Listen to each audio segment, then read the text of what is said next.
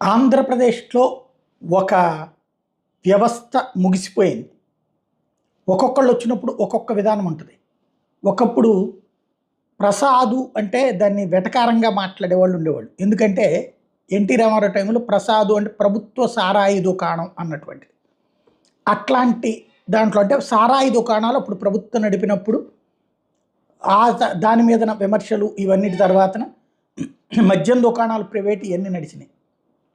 సరే, దాంట్లో ప్రతి ప్రభుత్వం అధికారంలో ఉన్నటువంటి సందర్భంలో తింటదని, అదే సందర్భంలో తినిపిస్తుందని, అది మద్యం అంటే అదొక దంద ఓ రకంగా చెప్పాలంటే.